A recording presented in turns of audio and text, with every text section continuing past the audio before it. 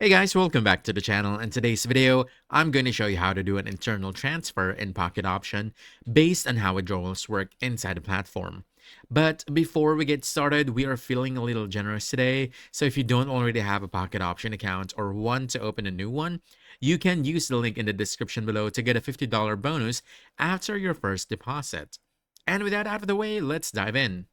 First, you want to go ahead and log into your Pocket Option account. And once you're in, you want to look at the menu on the left hand side and click on Finance, this one.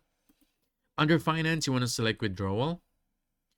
This is where you'll manage any kind of money movement from your account. And on this page, you'll see details like free balance, minimum withdrawal amount, and any commissions applied. But keep in mind that withdrawal or any internal transfer usually becomes available after you've made a deposit into your account.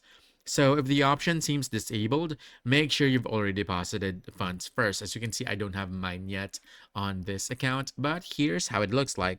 So on this page, you'll see different payment methods you can choose from.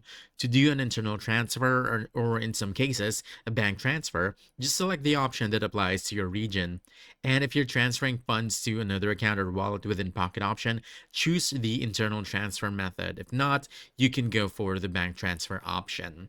And next, you just have to fill out all the required information. This includes the amount, your account details, and other fields like your name, phone number, and address. And one more thing, availability may vary by region. Some users might not see the bank or internal transfer options. It really depends on local restrictions or account type. And once everything is correct, just go ahead and confirm your transfer. The process will automatically begin and Pocket Option will notify you once it's complete. And basically, that's it. If you found this helpful, don't forget to hit that like button, subscribe for more quick guides, and I'll see you in the next one. Thanks!